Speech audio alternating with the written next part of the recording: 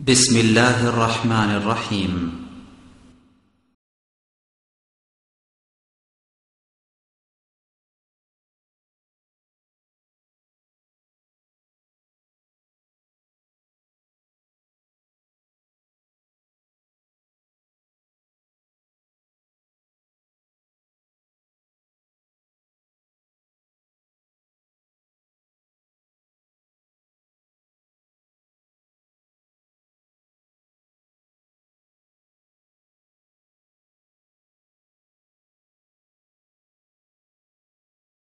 السلام عليكم ورحمة الله. إن الحمد لله نحمده ونستعينه ومن يضلل فلا هادي له وأشهد أن لا إله إلا الله وحده لا شريك له وأشهد أن محمدا عبده ورسوله. أما بعد فأعوذ بالله من الشيطان الرجيم. فصل لربك. عن بريدة رضي الله تعالى عنه قال قال رسول الله صلى الله عليه وسلم بين العبد وبين الكفر ترك الصلاة رواه أبو داود بسند صحيح.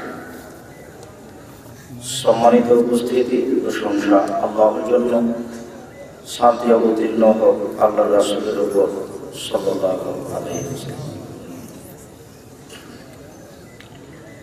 আজকের এই দিনই বৈঠকে সংক্ষিপ্ত সময়ে বক্তব্যের বিষয় সালাত। সালাত সম্পর্কে গুরুত্বপূর্ণ তথ্যবহন বিবরণের চেষ্টা করব ইনশাআল্লাহ। নামাজ না বলে সালাত বলাই উত্তম, বরং সালাত বলতে হবে। এই জন্য যে নামাজ মানে হচ্ছে উপাসনা করা, আর সালাত মানে হচ্ছে প্রার্থনা করা। দুটার মধ্যে অর্থে অনেক পার্থক্য রয়েছে। যেমন রোজা মানে হচ্ছে উপবাস থাকা, আর সিয়াম মানে হচ্ছে বিরত থাকা। দুইটার অর্থে অনেক পার্থক্য রয়েছে। যেমন জাহান্নাম বলতে দোজখ বোঝানো হয়েছে ফার্সি ভাষায়, উর্দু ভাষায়। দোজখ যার বাংলা হলো নরক, আগুন। আর দোজখ শুধু জাহান্নাম শুধু আগুন দিয়ে নয়, অনেক কিছু দিয়ে জাহান্নাম। জান্নাত যার ফার্সি ভাষা বোঝানো হয়েছে বেহেশত বা স্বর্গ।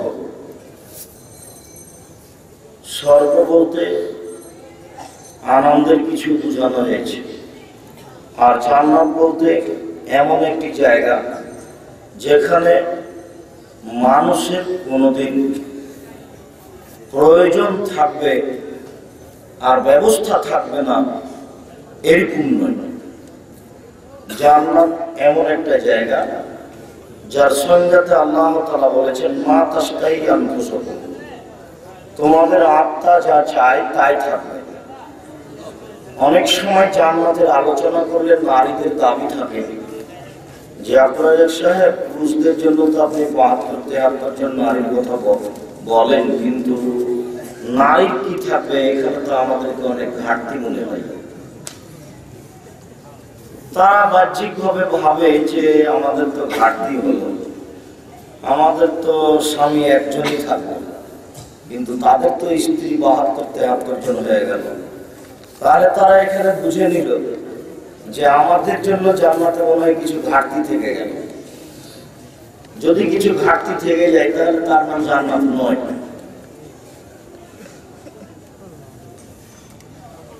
যেমন আহলে হাদিস একটা তৎপরতার নাম, এটাতে যদি আবার ইনসাফ পার্টির প্রয়োজন থাকে বা আবার কোনো সংগঠন নতুন ভাবে বানানোর কোনো নিয়ম কানুন থাকে বা কোনো ক্যাডার নীতি থাকে, তাহলে এটা আহলে হাদিস নয়। বুঝতে হবে এখানে ত্রুটি ঢুকে গেছে। মানে একেবারে সেই সাহাবী থেকে নিয়ে আজ অবধি বা কিয়ামত পর্যন্ত এক শ্রেণীর মানুষ কোরআন এবং সহিহ হাদিস মেনে চলবে, আর এক শ্রেণীর সালাফি আকীদার আলেম ওলামারা এর দায়িত্ব পালন করবেন। এর নাম হচ্ছে আহলে হাদিস। পৃথিবীতে যেখানে যারা কোরআন এবং সহিহ হাদিস মেনে চলবে তারাই আহলে হাদিস, যে হোক না কেন, যেখানে হোক না কেন, হোক না সে রাজা, হোক না সে মেথর, থাকছে জঙ্গলে, থাকছে শহরে, তাতে আসে যায় না। ঠিক অনুরূপী ব্যাপারটা হয়ে গেছে। আল্লাহ তাআলা বলছেন জান্নাত মা তাশতাহি আনফুসুকুম, তোমাদের আত্মা যেটা চাই সেটাই হলো জান্নাত। কিছু যদি অভাব থেকে যায় তাহলে তার নাম জান্নাত নয়। অতএব জান্নাতকে বেহেশত বলা যাবে না, আর জাহান্নামকে দোজখ বলা যাবে না। ঠিক অনুরূপী সালাতকে নামাজ বলা থেকে বিরত থাকতে হবে, কারণ দুটো এক নয়।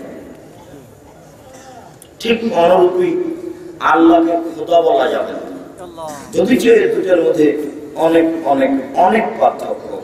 আল্লাহ একটা জাতি নাম, যার অর্থের প্রয়োজন নেই, যার পরিবর্তের প্রয়োজন নেই।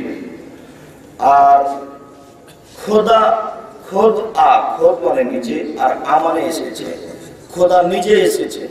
তাহলে যেদিন খোদা এসেছেন তার আগের দিন ছিলেন না, ছিলেন না বলেই তো এসেছেন। যার আশা আছে তার একদিন যাওয়া আছে, তাহলে আল্লাহ একদিন থাকবেন না। এই জন্য আল্লাহকে খোদা বলা যাবে না। ওয়াল আউয়াল ওয়াল আখির ওয়াল যাহির ওয়াল বাতিন, তিনি প্রথম থেকে আছেন, তিনি থাকবেন, তার কোনো থাকার শেষ নেই, তার কোনো শুরুও নেই। যদি তার শুরু থেকে যায়, যদি তার শেষ থেকে যায়, তাহলে তিনি আল্লাহ নন। এই জন্য তাকে খোদা বলা যাবে না, আল্লাহ বলতে হবে। ইসলাম নির্ভর করে 5টি জিনিসের উপরে, তার দ্বিতীয় হচ্ছে সালাত। যখনই মানুষ আশহাদু আল্লা ইলাহা ইল্লাল্লাহ ওয়া আশহাদু আন্না মুহাম্মাদুর রাসূলুল্লাহ এই কথা বলবে, আমি সাক্ষ্য দিচ্ছি আল্লাহ ব্যতীত কোনো মাবুদ নেই, আমি সাক্ষ্য দিচ্ছি মুহাম্মদ আল্লাহর রাসূল, এই কথা যখন বলবে তখনও তার উপরে একটা জরুরি কাজ করতে যাবে, সেটা হচ্ছে সালাত। তাই রাসূল সাল্লাল্লাহু আলাইহি সাল্লাম মুআয ইবনে জাবালকে বললেন, মুআয ইন্নাকা তা'তি আহলা কিতাবিন ফাদউম ইলা শাহাদাতিন লা ইলাহা ইল্লাল্লাহ। মুআয, তুমি ইহুদি খ্রিস্টানদের নিকটে যাচ্ছ, তুমি তাদেরকে প্রথমে বলো যে তারা সাক্ষী দিবে, আমি সাক্ষ্য দিচ্ছি আল্লাহ ব্যতীত কোনো মাবুদ নেই, আমি সাক্ষ্য দিচ্ছি মুহাম্মদ আল্লাহর রাসূল। এই কথা যদি তারা বলে, ফাইনুম আতাউল আলী, তারা যদি তোমার এই কথা মেনে নেয়, তাহলে তুমি বলো ইন্নাল্লাহ কাদ ফারাজা আলাইহিম খামসা সালাতিন ফিল ইয়াউমি ওয়াল লাইলা, আল্লাহ তাআলা 24 ঘন্টায় মানুষের উপরে 5 ওয়াক্ত সালাত ফরজ করেছেন। সাক্ষীর পরপরই যেটা মানুষের উপরে জরুরি হয়ে যায় সেটা হচ্ছে সালাত। আবু হুরায়রা রাদিয়াল্লাহু তাআলা আনহু বলেন, রাসূল সাল্লাল্লাহু আলাইহি ওয়াসাল্লাম বলেছেন, বুনিয়াল ইসলাম আলা খামস, ইসলামের ভিত্তি রাখা হয়েছে 5টার উপরে। তার একটা হচ্ছে শাহাদাত লা ইলাহা ইল্লাল্লাহ ওয়া আন্না মুহাম্মাদুর রাসূলুল্লাহ, সাক্ষ্য দিতে হবে যে আল্লাহ ছাড়া কোনো মাবুদ নেই, সাক্ষ্য দিতে হবে মুহাম্মদ আল্লাহর রাসূল, সাক্ষ্য দিতে হবে আল্লাহ ছাড়া কোনো মাবুদ নাই। এই কথার অর্থ ভারত, বাংলাদেশ, পাকিস্তানের প্রায় লোক বুঝে না। আমি সাক্ষ্য দিচ্ছি আল্লাহ ব্যতীত কোনো মাবুদ নেই, এই বাক্যটা কত দূর গেছে, এই কথা অন্তত পাক ভারতের লোক বুঝে না। এই কথাটা বুঝেছিল মুহাম্মদ সাল্লাল্লাহু আলাইহি সাল্লামের চাচা চাচি, খালা খালু, আত্মীয় স্বজন, দেশবাসী। যখনই তিনি বলেছিলেন লা ইলাহা ইল্লাল্লাহ, তখনই দেশবাসী বলেছিল বলে কি আশ্চর্য, আজালা আলাইহা ইলাহান ওয়াহিদ, আজালা আলাইহা ইলাহান ওয়াহিদ, ইন্না হাযা লাশাইউন উজাব, এতগুলি মাবুদকে একজন করে দিল, এটা তো বিরাট আশ্চর্য, এটা হয় কি করে? এ কি যেমন তেমন বল? আর ইহুদি খ্রিস্টান তো অন্তত 3 জন মাবুদ মানে, এ বলছে যে 3 জনও নয়, মাত্র একজন সপ্তম আকাশের উপরে থাকে, এটা কেমনে মানা যায়? তারাই কথা বুঝেছিল যে আমি সাক্ষ্য দিচ্ছি আল্লাহ ব্যতীত কোনো মাবুদ নাই, আমি সাক্ষ্য দিচ্ছি মুহাম্মদ আল্লাহর রাসূল। এই কথাটা তারা বুঝেছিল, ভারত বাংলাদেশ পাকিস্তানের লোক আজও বুঝে না। আর যারা এখন বাঙালি ভোট করে বেড়াচ্ছে এরা তো মোটেই বুঝে না, এরা তো সব বোকা। এগুলো করলে সাক্ষী টিকে না, এগুলো বললে সাক্ষী টিকে না, শিরক করলে সাক্ষী কেটে যায়। মানুষ বুঝে না আমি সাক্ষ্য দিচ্ছি মুহাম্মদ আল্লাহর রাসূল। এ কথার অর্থ কি? এ কথার অর্থ হলো এই, লা তুবাদু ফিলাল ইল্লা বিমা শারা, ইবাদত চলবে না পৃথিবীতে, তবে রাসূল সাল্লাল্লাহু আলাইহি ওয়াসাল্লাম যে নিয়ম দিয়েছেন সেই নিয়মে ইবাদত করতে হবে। এর অর্থ হলো আমি সাক্ষ্য দিচ্ছি মুহাম্মদ আল্লাহর রাসূল। যারা মাযহাবী মানুষ, যারা মাযহাবের মতো আহলে হাদিস, তাদের কাছে এই সাক্ষ্য টিকে নেই।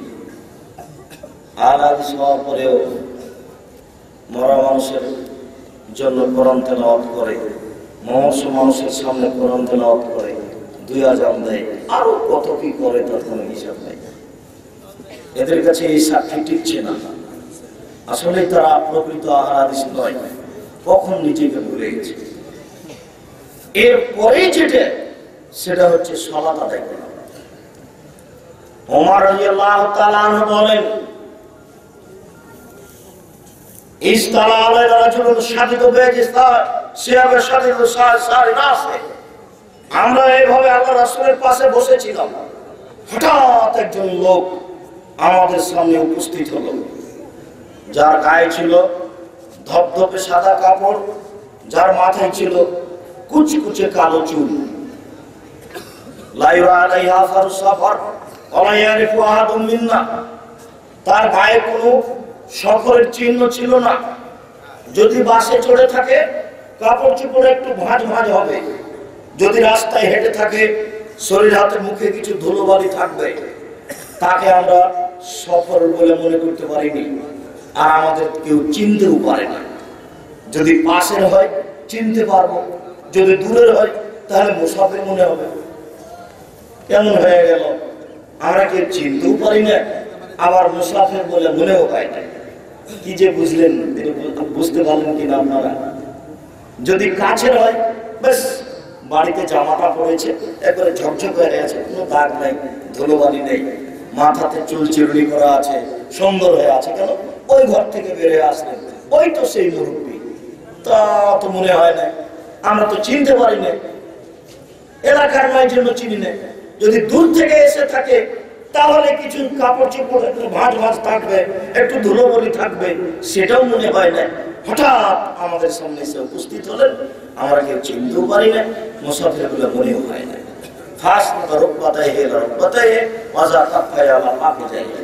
তিনি এসে তার হাত দুটিকে রাসূলের হাঁটুর উপরে রাখলেন এবং তার হাঁটুকে রাসূলের হাঁটুর সাথে লাগিয়ে বসলেন। লাগিয়ে বসে বলছেন, মুহাম্মদ আখবিরনি আনিল ইসলাম, আমাকে ইসলাম সম্পর্কে কিছু বলেন।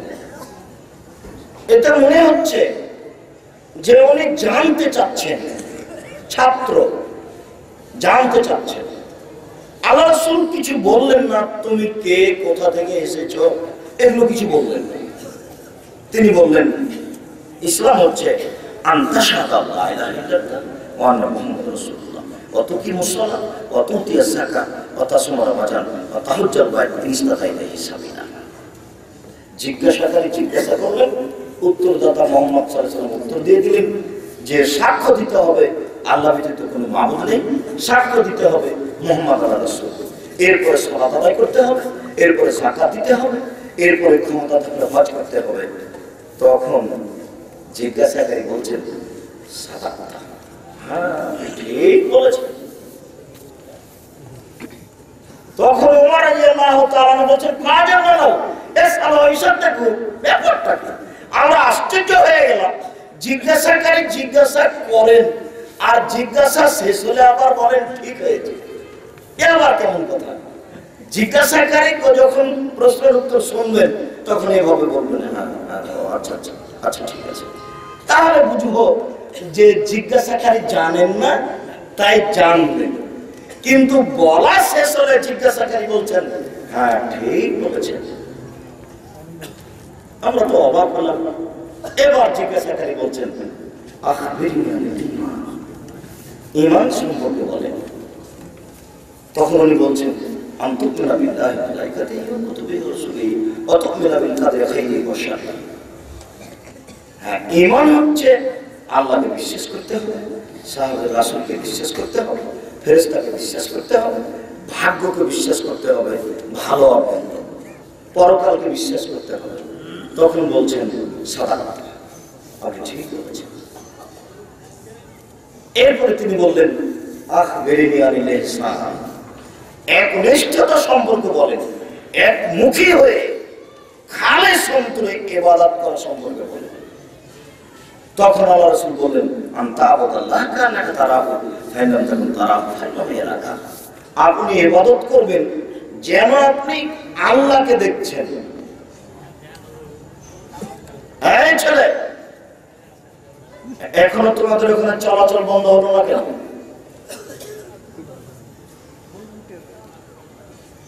তোমরা কি করো? পাড়ার ছেলে জানা তা ওরা আমি যে ঠিক করবো? এই কথাটাই, ওই বাক্যটা যে আল্লাহ রাসূল বলছেন, কেউ যদি সুন্দর করে ওযু করে, 2 রাকাত সালাত আদায় করে, ওয়ালাম ইউহাদ্দিস ফীহিমা নাফসাহু, আর মনে মনে কথা না বলে, তাহলে গুফিরা লাহু মা তাকাদ্দামা মিন যামবিহি, তার অতীতের সমস্ত পাপ ক্ষমা করা হবে। আমি ওই ঢাকা ন্যাশনাল বাস কাউন্টারে ঢুকতেই চট করে একটা লোক দাঁড়িয়ে বলছে, জনাব বেশ কিছুদিন থেকে আপনাকে পাবো এরকম একটা ভাবছিলাম। সেটা হচ্ছে পিস টিভিতে যে আপনি একটা হাদিস শোনালেন যে সুন্দর করে ওযু করলো, 2 রাকাত সালাত আদায় করলো, মনে মনে কথা বললো না, তাহলে তার অতীতের সব পাপ ক্ষমা হবে। সেই দিন থেকে জীবন বাজি রেখে সুন্দর করে ওযু করে 2 রাকাত সালাত আদায় করি। আল্লাহু আকবার বলার পরে 2-4 মিনিট পরে যে কোথায় যায় তার নিজেকে বুঝতে পারি না। কত যে ধরে রাখার চেষ্টা করেছি, সালাম পর্যন্ত টিকতে পারিনি কোনোদিন। বুঝতে পারলেন না কথা? মুরব্বি বুঝতে পারেনি। তার মানে আল্লাহু আকবার বলার পরে সালাম পর্যন্ত এক খেয়ালে থাকতে হবে, কোন সময় যেন শয়তান কোন দিকে না নিয়ে যেতে পারে। আল্লাহু আকবার বললেই কিন্তু মনে পড়বে ব্যবসার কথা, আল্লাহু আকবার বললেই মনে পড়বে জমি চাষের কথা, আল্লাহু আকবার বললেই মনে পড়বে কত টাকা আছে কোথায়। বলার সাথে সাথে লাখ লাখ শয়তান খালি ঠেলে নিয়ে বেড়াবে। এই জন্য আল্লাহ রাসূল বলছেন যে সুন্দর করে ওযু করলো, 2 রাকাত সালাত আদায় করলো, মনে মনে কথা বললো না, তাহলে তার অতীতের সব পাপ ক্ষমা হয়ে যাবে। ওই লোক বুঝেছে, বুঝে 2 রাকাত সালাত আদায় করার চেষ্টা করেছে, বলছে যে এখন পর্যন্ত কোনোদিন আমি সালাম পর্যন্ত টিকতে পারিনি। আপনি একটু বুঝিয়ে বলবেন কি বিষয়টি? যা বুঝেছেন তাই চেষ্টা করেন, দেখেন। ওই কথাটাই এই কথাটা যে আল্লাহ রাসূলকে জিজ্ঞাসা করলেন, আখবিরনি আনিল ইহসান, একনিষ্ঠতা সম্পর্কে একটু বলেন, একনিষ্ঠতা। তখন আল্লাহ রাসূল বলছেন, আনতা আবুদাল্লাহ, তুমি আল্লাহর ইবাদত করবে, তুমি যেন আল্লাহকে দেখছো। এই তুমি যেন আল্লাহকে দেখছো, এই ইবাদতটাই হচ্ছে খুব কঠিন। যখনই কোনো দিকে চলে গেছি তখনই আল্লাহ আমাকে দেখছে, এটা আমি ভুলে গেছি। তারপরে আমার আল্লাহ রাসূল বলছেন, ফাইনাল তখন তারাও ফাইনাল রাখা, যদি খুব দৃঢ়তা আনতে না পারো যে আল্লাহ তুমি আল্লাহকে দেখছো, এটা যদি আনতে না পারো, তাহলে অন্তত অন্তর রাখো যে আল্লাহ তোমাকে দেখছে, তুমি আল্লাহকে দেখছো, নাহলে আল্লাহ তোমাকে দেখছে। এই পর্যন্ত যখন বললেন, তখন জিজ্ঞাসাকারী বলছেন, আখবিরনি আনিস সাআত, যে আমার কবে হবে বলে। এতক্ষণ পর্যন্ত যা বলেছেন তাই উত্তর দিয়েছেন, যেমন বলেছেন আকবরিন আনিস সাআ। তখন আল্লাহ রাসূল বলছেন জিজ্ঞাসাকারীর চেয়ে জিজ্ঞাসাকৃত ব্যক্তি বেশি জানেন। উত্তরই বা তিনি এভাবে কেন দিলেন? জিজ্ঞাসাকারী বললেন কিয়ামত কবে হবে বলে, উত্তরে আল্লাহ রাসূল বলবেন আমি জানি না, মিটে গেল। কিন্তু বলাটা কেন এমন হয়ে গেল? জিজ্ঞাসাকারীর চেয়ে জিজ্ঞাসাকৃত ব্যক্তি বেশি জানেন। অর্থাৎ আপনি জিজ্ঞাসাকারী আর আমি হচ্ছি জিজ্ঞাসাকৃত। তো আপনি যেমন জানেন না আমিও তেমন জানি না। এই কথাটা আল্লাহ রাসূল কেন বললেন? আল্লাহ রাসূল বলবেন যে আমি জানি না।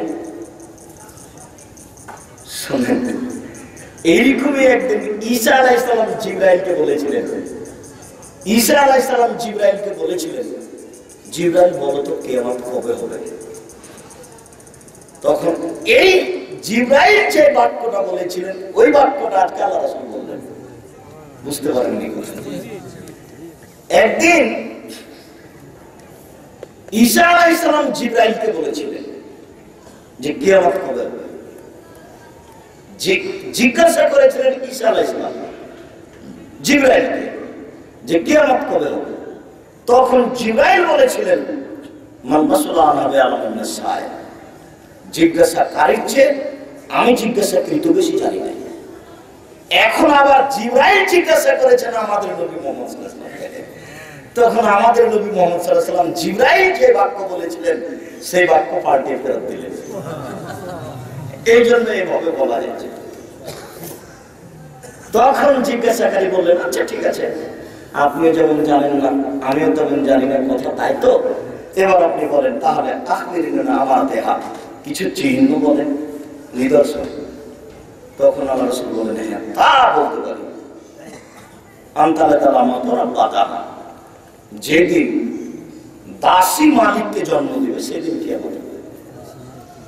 দাসী মালিককে জন্ম দিবে সেদিন কিয়ামত হবে।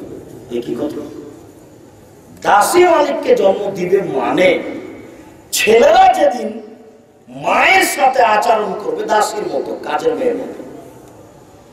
বৌমা থাকবে আর মায়ে বৌমার কাপড় পরিষ্কার করবে। বৌমা কলেজে চলে গেল, যে বৌমা যে ব্যাংকের চাকরি করছে, 1 মিনিট আগে পিছিয়ে হলে ম্যানেজার যে ধমক হবে, তখন বলছে যে আমার কাপড় চোপড় থাকলে একটু পরিষ্কার করে শুকাতে দেবে। আম্মাও দেখছে বৌমা আমার চাকরি করে, বেটা আমার চাকরি করে, আম্মা এখন বেকার দেয়। এখন আম্মাও ধরে নিয়েছে যে ছেলে আর বৌমার খিদমত আমাকে করতেই হবে, করাই কি, এটা মনে করে নিয়েছে। ছেলে তার কিছু বলতে পারে না। ছেলে যদি বলে এই কি ব্যাপার আম্মা আপনি কেন এখানে, তখন তো বৌমা পরের দিন রাগ। দুনিয়ার পরিস্থিতি খুব উল্টা। আসলে পুরুষ নির্যাতন নারী নির্যাতন নয়, খুব কঠিন। পুরুষ যে নির্যাতন, নির্যাতিত স্ত্রীর কাছে, এটা ওই সময়তে যখন পুরুষ মায়ের সাথে মায়ের মতন আচরণ করতে যাবে। তখন মায়ের মতন তো আপনি আচরণ করতেই পারেন না, তো আপনি বুঝবেন কি যে আমার স্ত্রী আমার উপরে রাগ করবে কিনা? যা টাকা পয়সা ইনকাম করছেন মাস শেষে আর দিন বইয়ের হাতে দিচ্ছেন, সব স্ত্রীর মায়ের হাত দিয়ে খরচ করেন দেখি। একবার একটা 1000 টাকা বা 500 টাকা নোট যদি স্ত্রী দেখে যে মায়ের হাতে দিলেন, তাহলে স্ত্রীর মুখ এত বড়। পরিবেশ খুব কঠিন। এই জন্য আমরা বললেন আনতালে দ্বারা মতো রাব্বা তাহা, মালিক দাসী যেদিন মালিককে জন্ম দিবে সেদিন কিয়ামত হবে। যেদিন ছেলেরা মায়ের সাথে আচরণ করবে কাজের মেয়ের মতো,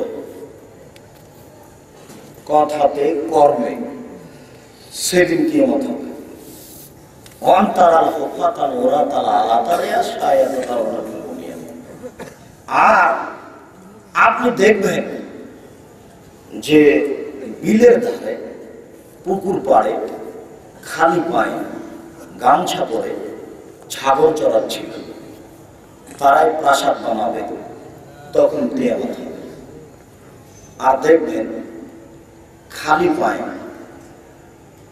উলঙ্গ হয়ে ছাগল চড়াচ্ছিল যারা, তারাই প্রাসাদ বানাবে, তখন কিয়ামত হবে।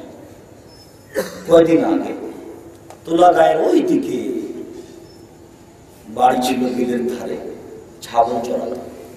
ওরা বাপ বেটা চলে গেল ঢাকা, বেটা ঠেলা গাড়ি পিছন দিক থেকে ঠেলে আর বাপ সামনের দিক থেকে টানে, এটা ছিল কাজ।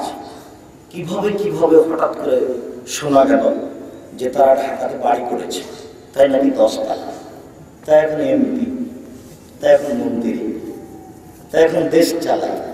প্রায় এমন আপনি দেখবেন, তা হতেই হবে। আল্লাহ রাসূল বলেছেন অবধান, এরকম ব্যক্তি প্রত্যেকের পিছনে আপনি লাগতে করবেন। ও বাদাম বিক্রি করতো বা ছাগল চড়াতো বা এরকম কিছু করতো। সুমন তালাকা জিজ্ঞাসাকারী চলে গেলেন, ফালাবস্তু মানিয়েন, কিছুক্ষণ অপেক্ষা করলাম। জিজ্ঞাসাকারী চলে গেলেন, কিছুক্ষণ অপেক্ষা করলাম। তখন আল্লাহ রাসূল বলছেন, ওমর বলতে পারো জিজ্ঞাসাকারী কে? ওমর তো বললেন, আমরা তো আর জানি না। আল্লাহ রাসূল বলেন, ইনি হচ্ছেন জিবরাইল, তিনি তোমাদের নিকটে এসেছিলেন ইয়াল্লামুকুম দীনাকুম, তোমাদেরকে তোমাদের দিন শিখিয়ে দেওয়ার জন্য, বাস্তব সালাত ইবাদত শিখিয়ে দেওয়ার জন্য। তাহলে যিনি বসে কথা বলছিলেন, ইনি হচ্ছেন জিবরাইল আলাইহিস সালাম। জিবরাইল মানুষের আকৃতিতে এসে রাসূলের হাঁটুর সাথে হাত লাগিয়ে বিস্তারিত বিবরণ পেশ করলেন মুখামুখি। তার দ্বিতীয় ছিল সালাত, নামাজ, সালাত। মহান আল্লাহ বলেন, আকিমিস সালাত লিযিকরি, সালাত আদায় করা আমাকে ডাকার জন্য। মহান আল্লাহ বলেন, ইন্নাস সালাতা তানহা আনিল ফাহশাই ওয়াল মুনকার ওয়া লাযিকরুল্লাহি আকবার, নিশ্চয় সালাত মানুষকে অশ্লীল অপছন্দ কাজ থেকে দূরে রাখে। নিশ্চয় সালাত আল্লাহকে ডাকার সবচেয়ে বড় মাধ্যম। ইবাদতের জগতে আল্লাহকে ডাকার সবচেয়ে বড় মাধ্যম হচ্ছে সালাত। আল্লাহকে ডাকার এর চেয়ে বড় মাধ্যম ইবাদতের জগতে কোনো মাধ্যম নেই। তবে আল্লাহকে সন্তুষ্ট করার দুনিয়াতে সবচেয়ে বড় মাধ্যম হচ্ছে সিয়াম। সিয়াম দিয়ে আল্লাহকে যত সন্তুষ্ট করা যায়, আর কোনো ইবাদত দিয়ে আল্লাহকে তত সন্তুষ্ট করা যায় না। সালাত দিয়ে আল্লাহকে যত ডাকা যায়, আর কোন ইবাদত দিয়ে আল্লাহকে তত ডাকা যায় না। মহান আল্লাহ বলেন, হাফিজু আলাস সালাওয়াত ওয়াস সালাতিল উসতা, তোমরা 5 ওয়াক্ত সালাত ঠিক ভাবে আদায় করো, বিশেষভাবে আসরের সালাত। আসরের সালাত আদায় করতে যেন সময় 19-20 না হয়। 5টার সময় আসরের সালাত হবে না, এভাবে নিয়মিত আদায় করা। নির্ধারিত সময়ে তার প্রতি যথাযথ গুরুত্ব রেখে আসরের সালাত আদায় করো। মহান আল্লাহ বলেন, কাদ আফলাহাল মুমিনুন আল্লাযীনা হুম ফি সালাতিহিম খাশিউন, ওরাই সফল হলো যারা ভয় ভীতি নিয়ে সালাত আদায় করলো। সালাত আদায় করতে হবে ভয় ভীতি নিয়ে। ওযু করে আল্লাহু আকবার বলে তাড়াহুড়া করে রুকু সিজদা করে সালাম ফিরার নাম সালাত নয়। অন্তরে ভয় ভীতি নিয়ে গুরুত্ব সহকারে স্থিরভাবে সালাত আদায় করতে হবে, তাহলে সে ব্যক্তি সফল হবে।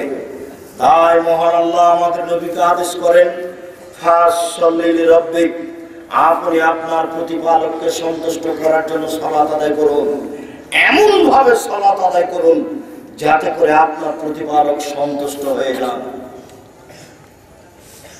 বুরায়দা রাদিয়াল্লাহু তাআলা আনহু বলেন, রাসূল সাল্লাল্লাহু আলাইহি ওয়াসাল্লাম বলেছেন, বাইনাল আবদি ওয়া বাইনাল কুফরি তারকুস সালাহ, মানুষ এবং কাফেরের মধ্যে পার্থক্য হচ্ছে সালাত আদায় করা। সালাত জরুরিভাবে মানুষকে আদায় করতে হবে। সালাত একাধিক হাদিস দ্বারা বোঝা যায় ফরজ, একাধিক আয়াত দ্বারা বোঝা যায় সালাত ফরজ আদায় করতেই হবে যে কোনো মূল্যে। ওযু করে সালাত আদায় করতে হয়, পানি নেই তায়াম্মুম করে সালাত আদায় করতে হবে, মাটি নেই বিনা ওযুতে বিনা তায়াম্মুমে সালাত আদায় করতে হবে। কিবলার দিকে মুখ করে সালাত আদায় করতে হয়, কিবলা বোঝা যায় না, বিনা কিবলায় সালাত আদায় করতে হবে। দাঁড়িয়ে থেকে সালাত আদায় করতে হয়, দাঁড়িয়ে থাকা যায় না। বসে থেকে সালাত আদায় করতে হবে, বসে থাকা যায় না। শুয়ে থেকে সালাত আদায় করতে হবে। পরিষ্কার কাপড় পরে সালাত আদায় করতে হয়, পরিষ্কার কাপড় নেই, যেই কাপড়ে পেশাব পায়খানা লেগে আছে ওই কাপড় পরেই সালাত আদায় করতে হবে। পরিষ্কার অপরিষ্কার কোনো কাপড়ই নেই, কারণ বশত আপনি উলঙ্গ হয়ে আছেন, সালাতের সময় হয়ে গেছে, আপনাকে এই অবস্থাতেই সালাত আদায় করতে হবে, করতেই হবে। সালাত এমন একটি ইবাদত যা মানুষের অসুবিধা বুঝে না। সালাত এমন একটি ইবাদত যা মানুষের সমস্যা বুঝে না। সালাত এমন একটি ইবাদত যার কোনো বিকল্প নেই। হজের বিকল্প আছে, আমি অসুস্থ আর একজনকে টাকা দিলাম, ও হজ করলো, হজ আমার হয়ে গেল, হজের বিকল্প আছে। রোজা সিয়ামের বিকল্প আছে, আমি অসুস্থ ফকির মিসকিনকে সকাল সন্ধ্যা খাওয়ালাম, রোজা সিয়াম আমার হয়ে গেল। কিন্তু সালাত এমন একটি ইবাদত যার বিকল্প নেই। সালাত মানুষকেই আদায় করতে হবে, যে কোনো মূল্যে করতেই হবে। এ কারণে সেই কালে ইমাম আহমদ ইবনে হাম্বল রাহিমাহুল্লাহ বলেছেন, অলসতা করে সালাত আদায় করে না যারা, তাদেরকে হত্যা করতে হবে। এ কারণে সেই কালে ইমাম আবু হানিফা রাহিমাহুল্লাহ বলেছেন, সালাত আদায় করে না এমন অলস ব্যক্তিকে জেলখানায় বন্দী করে পিটিয়ে সালাত আদায় করাতে হবে। বর্তমান আরবি বিদ্বানগণ বলছেন, স্বামী সালাত আদায় করে স্ত্রী করে না, স্ত্রী সালাত আদায় করে স্বামী করে না, তাহলে সংসার সম্পর্ক বিচ্ছিন্ন হয়ে গেছে, তাদের আর সম্পর্ক নেই। তারা বলতে চাচ্ছেন সালাত আদায় না করলে মানুষ কাফের হয়ে যায়। তারা বলতে চাচ্ছেন সালাত আদায় না করলে মানুষ ধর্ম থেকে হয়ে যায়। আমরা অন্তত এই কথা না বলে আমরা বলতে চাচ্ছি সালাত আদায় না করলে মানুষ মহাপাপী হয়। মানুষকে সালাত আদায় করতেই হবে যে কোনো মূল্যে। সম্মানিত উপস্থিতি, আমরা সংক্ষিপ্ত বিবরণে পেশ করলাম সালাত আদায় করতেই হবে। পরের বিবরণে যারা সালাত আদায় করে না তারা কেমন, যারা সালাত আদায় করে না তাদের ব্যাপারে রাসূল সাল্লাল্লাহু আলাইহি ওয়াসাল্লাম বলেন, বাইনাল আবদি ওয়া বাইনাল কুফরি তারকুস সালাত, মুসলমান এবং কাফেরের মধ্যে পার্থক্য হচ্ছে সালাত আদায় করা। যারা সালাত আদায় করে তারা হলো মুসলমান, আর যারা সালাত আদায় করে না তারা হলো কাফের। রাসূল সাল্লাল্লাহু আলাইহি ওয়াসাল্লাম ওই বাক্যে কথা বলেছেন, মুহাম্মাদুন ফারকুন বাইনান নাস, মুহাম্মদ সাল্লাল্লাহু আলাইহি ওয়াসাল্লাম হচ্ছেন মানুষের মধ্যে পার্থক্যকারী। যারা মুহাম্মদকে মানে তারাই মুসলমান, যারা মুহাম্মদকে মানে না তারাই হলো কাফের। এই কথাই রাসূল সাল্লাল্লাহু আলাইহি ওয়াসাল্লাম বললেন, মান তারাকা সালাত মুতাআম্মিদান ফাকাদ কাফারা, কেউ যদি ইচ্ছাকৃত সালাত ছেড়ে দেয় তাহলে সে কাফের হয়ে যাবে। এই বাক্যটি সেই কাল থেকে বিদ্বানগণ এক এক রকম বুঝছেন যে মান তারাকা সালাত মুতাআম্মিদান ফাকাদ কাফারা, কেউ যদি ইচ্ছাকৃত সালাত ছেড়ে দেয় তাহলে সে কাফের হয়ে গেল। আমরা যেভাবে বুঝেছি সেইভাবে এইসব লোকগুলিকে মহা পাপী বলছি, কিন্তু অমুসলিম বলতে পারছি না। অমুসলিম বললে তাকে হত্যার আদেশ দিতে হবে, তাকে হত্যা করা যাবে। তবে আপনাকে অন্তত এইভাবে মনে রাখতে হবে, সালাত এমন একটি ইবাদত যার কোনো বিকল্প পথ নেই। এ কারণে সালাতের কর্মসূচি হচ্ছে 8 বছর। এইরকম ইবাদত দুনিয়াতে নেই যার কর্মসূচি 8 বছর। 7 বছর বয়সে সালাতের জন্য বলতে হয়। রাসূল সাল্লাল্লাহু আলাইহি ওয়াসাল্লাম বলেন, মুরু আওলাদাকুম বিসসালাত ওয়া হুম আবনাউ সাবঈ সিনিনা, তোমরা তোমাদের ছেলে মেয়েকে সালাত আদায় করতে বলো যখন তার বয়স 7 বছর। ওয়াজরিবহুম আলাইহা ওয়া হুম আবনাউ 10 সিনিনা, তাদের পিটিয়ে সালাত আদায় করাও যখন তার বয়স 10 বছর। এটা পিতার জিম্মেদারি। তাকে উপার্জন করে খাওয়াতে হবে, এটা মূলত জিম্মেদারি নয়। পিতার জিম্মেদারি এটাই জরুরি যে 7 বছর বয়সের ছেলেকে সালাত আদায়ের জন্য বলতে হবে, 10 বছর বয়সে পিটিয়ে সালাত আদায় করাতে হবে। 7 থেকে 10 এ হলো 3 বছর। কতদিন পিটাতে হবে? 15 বছর পর্যন্ত। ওখানে হলো 5, এই 5 আর 3 8 বছর হলো কর্মসূচি। এমন কোনো ইবাদত নেই যার এইভাবে কর্মসূচি আছে। রোজা, সিয়াম বড় হয়েছে করো, কবে থেকে করতে হবে এই কথা আল্লাহ রাসূল বলেন। তুমি বড় হয়ে গেছো করো। হজ কবে করতে হবে এটা আল্লাহ রাসূল বলেন। টাকা হয়েছে হজ করো, কোনো কর্মসূচি নেই। যাকাত কবে থেকে দিতে হবে কোনো কর্মসূচি নেই। টাকা হয়েছে যাকাত দাও। কিন্তু সালাত এমন একটা ইবাদত যার কর্মসূচি হচ্ছে 8 বছর। বুঝতে পারছেন কিনা? 7 বছরের আদেশ, এটা চলবে 10 পর্যন্ত। এখানে হলো 3, 10 থেকে শুরু করতে হবে। পিটানো এটা চলবে 15 পর্যন্ত। 15 বছর বয়স হয়েছে, একটা ছেলে নামাজ পড়ে না, এই ছেলেটা আপনার বাড়িতে আছে, এটা হতে পারে না। মুসলমানের বাড়িতেই তো থাকতে পারে না, আপনি আবার আলেম। যদি এক কথা বারবার বললে কষ্ট হবে। কুমিল্লার বাড়ি ঘেরা নাই তো আড়ানি কি বলবো? বাড়ি ফাঁকা, এদিক ওদিক ঘেরা নেই, আবার আলেম। সাতক্ষীরের মতোই হলো।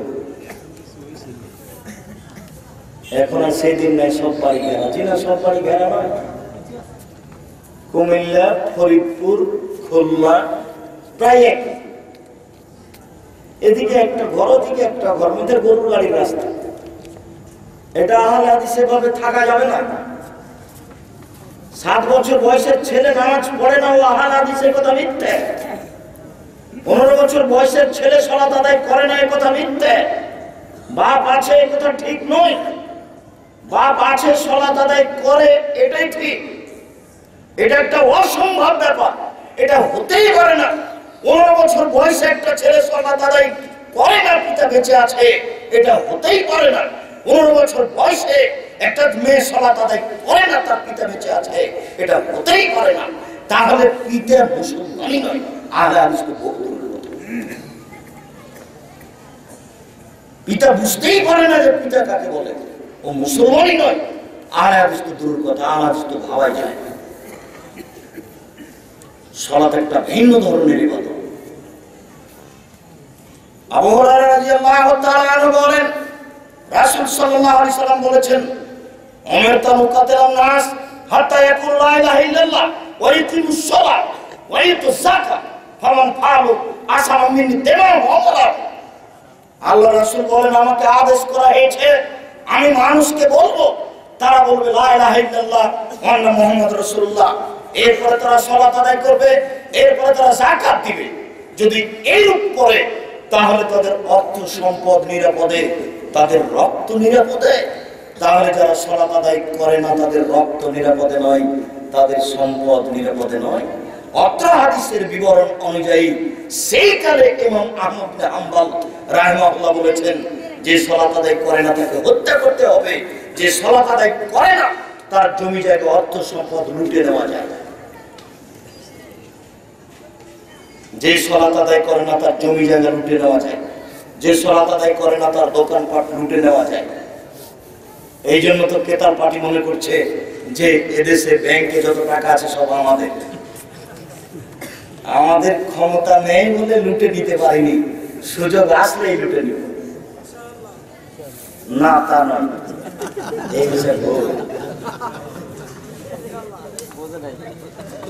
সম্মানিত উপস্থিতি, বলছিলাম রাসূল সাল্লাল্লাহু আলাইহি ওয়াসাল্লাম বলেন, আমাকে আদেশ করা হয়েছে আমি মানুষকে সালাত আদায় করতে বাধ্য করব। আমি উকাতে লড়াই করব। আর আত্মল বলা হয়নি, আমি তাকে হত্যা করবো এই কথা বলা হয়নি। আমি তাকে পিটিয়ে সালাত আদায় করতে বলবো, পিটিয়ে। আমি তাকে পিটিয়ে সালাত আদায় করতে বাধ্য করব। যেই কথাটা ইমাম আবু হানিফার নামে ছড়িয়ে আছে, যে আবু হানিফা রাহিমাহুল্লাহ বলেছেন, কেউ যদি অলসতা করে সালাত আদায় না করে, জেলখানায় বন্দী করে পিটিয়ে সালাত আদায় করাতে হবে, এই কথাই ঠিক। তিনি বলছেন, আমাকে আদেশ করা হয়েছে আমি উকাতেলা মানুষের সাথে আমি লড়াই করব, যুদ্ধ করব, পিটিয়ে সালাত আদায় করাবো, পিটিয়ে যাকাত আদায় করাবো।